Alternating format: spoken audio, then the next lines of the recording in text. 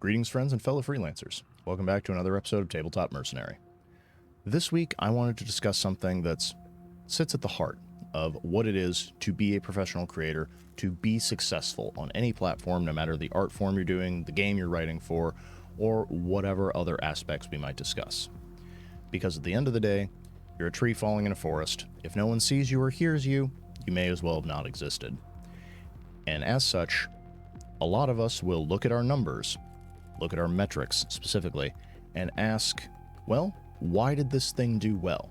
Why did this blog, why did this game, why did this book, why did any of this get lots of views? Why did it sell really well? Why did this lead to a lot of audience interaction when other stuff didn't? And a lot of us will base months to years of our work and our energy based on the conclusions we draw from that data. And it is important for you to understand what data is telling you, what it's not telling you, and what you hope it's telling you. Because these are not all the same thing, and it is very easy to mislead yourself or to draw the wrong conclusions if you're not careful. And I wanted to give some examples of how I've had to deal with this in my own career up to this point, and to sort of illustrate what can go wrong when you look at the data you're seeing and you either don't analyze it enough, or you don't think through what it could mean, or you just kind of take it at face value and go off in one direction, because what you're seeing might not necessarily be what is. And I'll go in reverse chronological order for folks who want to look some of this stuff up, because I feel that each of the stories I've collected provides a bit of insight, and each thing is a different lesson that I think is very important to take to heart. The most recent, actually, is for folks who didn't see our last video that went up. I have a new secret podcast channel that went up. I recently launched it with Alice Liddell, called The Alice Files, and it's a sci-fi reimagining of Alice in Wonderland. And we've got, I believe, it's hard to do math and figure out where we're going to be, 4 or 5 episodes are up at time you should all be seeing this, so go check it out. Link is in the video description below. However, when we sat down, we decided we were going to launch this channel, we cut a trailer, we got a bunch of early episodes done, and then when the trailer dropped, it did really well. And I mean, for us, brand new channel, now not a lot of subscribers to it, it hit nearly 2,500 views in the first 2 weeks it's been up. For us, the level we're operating at, the fact that we didn't pay for anything, that we're not actual celebrities, that was really impressive. However, looking at that, it would be really easy to draw the conclusion of either Alice in Wonderland, really good topic to pick, really good framing device for the show that we're running. Okay, that might have been it. It might have been that, we finally hit the right audience for an audio drama. We really found people who were interested in what we were doing. That might have been it. It might have been one of the people that we had asked to share the signal to their audience, and maybe we finally tapped into someone else's, group of listeners, group of viewers, and they were finally coming our way. However, as other videos came out, they weren't doing that well. They weren't doing terribly, and you should definitely go check them out, watch them for yourself, judge the content accordingly. However, the disparity between that 2,500 views and a few hundred views, that's a lot. What could be causing that? The algorithm. And not just in a general, the machine works in mysterious ways sort of thing, but when you release a new YouTube channel, and TikTok does this and various other platforms will do this, of your first video, they will take off all the restraints they usually put on, and they will actively boost your video to a wider audience, because they want that first one to get a lot of attention. They want it to get a lot of numbers, because they know that'll encourage you as a creator to keep going. So when you show up and you drop your first video and you're doing all of your promo efforts, they're actively letting the algorithm help you so that it reaches the biggest audience possible, knowing that you'll see that as a creator and be like, yes, this was the idea. This is the great one that I had. I'm going to grab this cyclone by the tail, and I'm not going to let go. Knowing that going in made it a lot easier to not let our enthusiasm get away with us, and to make sure that, we had appropriate plans when that initial thrust of energy that was given to us by the platform itself tapered off, and it tapers off quickly. But if we had looked at that without that knowledge, we might have also assumed, oh, it's the shorter format that's getting better views. We need to cut the future episodes down so then they're not as long. It might have been that, well, people don't have an attention span like this, so we need to make sure that we get to the point. We cut out all of the extra stuff that people might not want to see. We could have reached a lot of incorrect conclusions without that piece of information as to why that one video had done better than all of the others had. And that's what I mean about reaching the wrong conclusions, because you are lacking information that could explain the raw data you're looking at. In a similar manner, folks who have been watching the older audio dramas on this channel, if you go through, you'll see Ship of Martyrs is one that I did for one of my darker sci-fi RPGs, and it is fairly popular. I believe at this point it's edging up on 300 views, which isn't a lot for YouTube, but for this channel, these days with the algorithm suppressing everything the way it is, that's pretty good. It was notably better than all the videos that had come out around it, especially for audio dramas. So I was trying to figure out, well, why did this one do better? What made this one more unique? Was it the subject matter? Was it the fact that it was the first one to use the sort of visual novel format that I've been working on, where, you know, lots of the dialogue is up for characters so that people can read along and follow along, you know, visually, not just listening to what's happening? Was it some other factor that I wasn't accounting for? Was it that I could share it in more places because of the genre it was? Was it that the sci-fi horror blend really appealed to our audience? Or was it a much simpler explanation that occurred to me later when I was analyzing the data of, due to the nature of Drive-Thru-RPG, it allows you to have a preview video on all of the supplement pages. So if you go to any of the audio dramas that I've actually made, because they're taken from the supplements that I write, so they kind of are just put on there by Adrian as a way for folks to just be like, oh, what's this about? Click. And the collection where Ship of Martyrs comes from is one of the more popular RPG supplements that I've written probably in 2 years. So the easy explanation for why that one was getting more traffic might not have been because I was pushing it harder, because I was sharing it in more groups, anything inherent to the video itself. It's that it was placed on the Drive-Thru-RPG landing page for that supplement, and that landing page was getting way more traffic than almost anything else we were doing at the time. So it was just by dint of exposure to the audience, it was receiving more views. Something that simple, if overlooked, could really lead you to the wrong conclusions.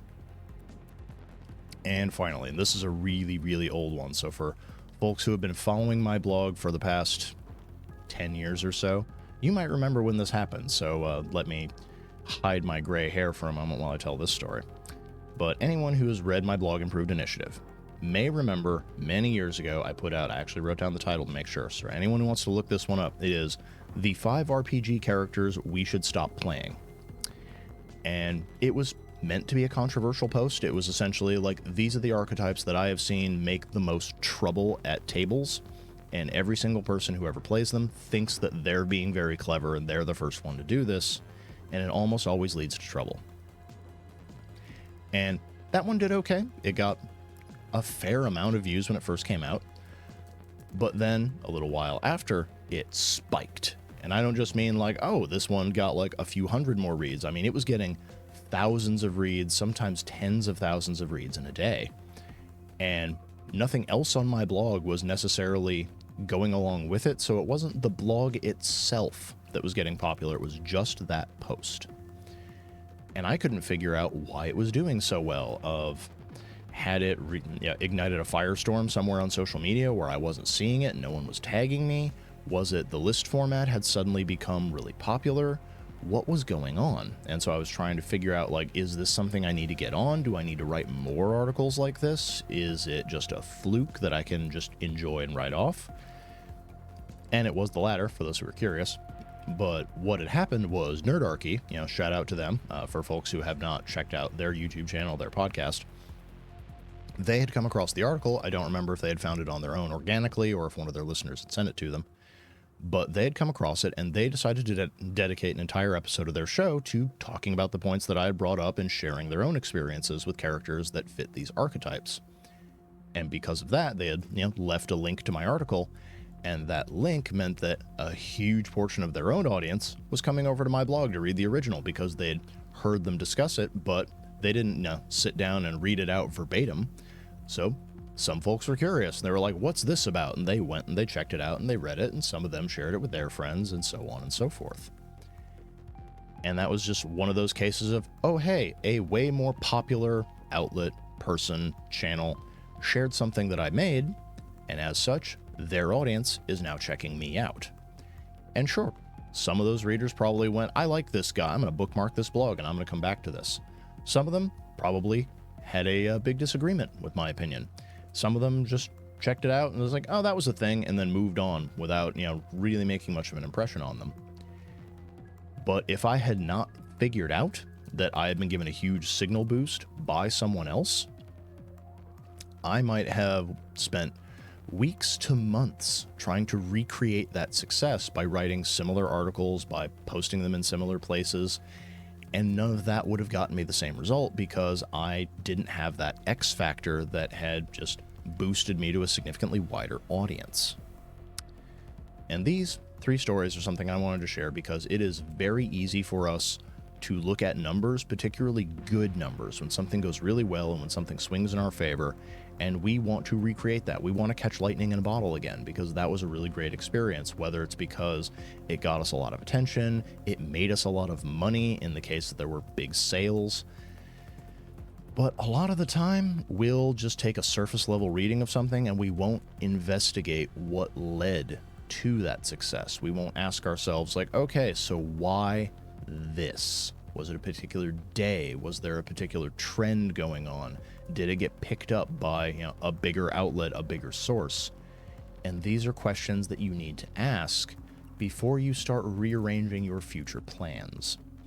Because a lot of the time, sure, it might be the content you created, the piece of art that you made, the story you wrote, that really caught on and people wanted to see more of that.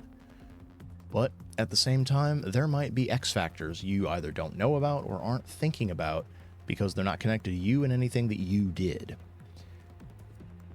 So just remember that data, while useful, can allow you to create your own reasons for why things are happening, especially if, as many of us tend to do, we think that our success or failure is entirely due to us and our actions. Whereas really, when it comes to the business side of things, when it comes to the fluctuations in social media, the algorithm deciding to treat us a certain way, one story or one article or one video catching on over another, it rarely has anything to do with what you are doing personally, and it has almost everything to do with the factors around you. So pay attention to the environment that led to a success, and if possible, try to get feedback from your readers, your listeners, your audience. This is the reason why YouTubers are always asking you, please leave comments, let us know your thoughts, is because we can look at the raw data for, let's say like this video goes out, and for some reason it goes near viral. It gets 20,000, 30,000 views. Why did that happen? Well, if I just look at the video and no one's leaving any comments, no one has any feedback for me, it might just be because like, oh, well, this was a really popular topic and lots of people were interested in it and they just shared it around to their friends and family. That's possible. That might have been what happened. But if I get feedback from people, they might be saying, hey, I saw that this video was referenced by another popular creator who I may not have crossed. And so they're sending their audience over here and asking them to leave comments, watch the video, tell everybody what they thought. That lets me know, oh, this video for some reason got a shout out. That's where these numbers are coming from. Or it might be that, hey, like there's been a slew of people who are looking to get into professionally making RPGs, professionally publishing novels, etc., and for some reason my channel was shortlisted. For folks who read through the comments on some of my older Changeling videos, there's a slew of comments on one of them asking, how did I get here? I was just listening to a Pokemon playlist. Because apparently somebody put one of my Changeling videos in their playlist and it just shunted over a bunch of people who clicked play and set it and forget it.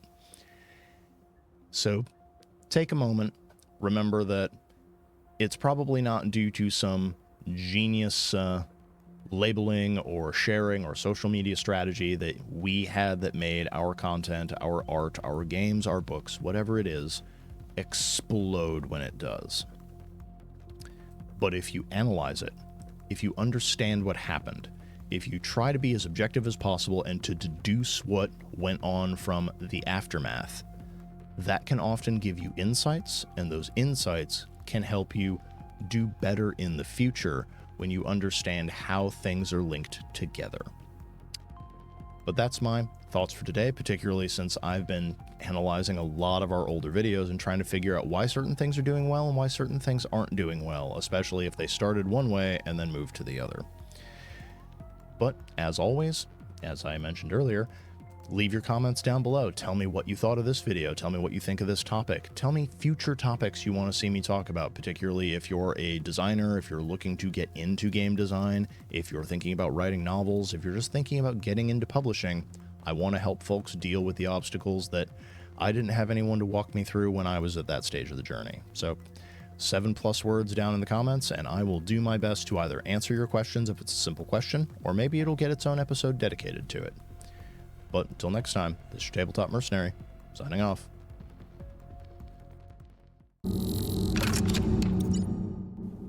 First and foremost, thank you for staying to the end of this episode of Tabletop Mercenary.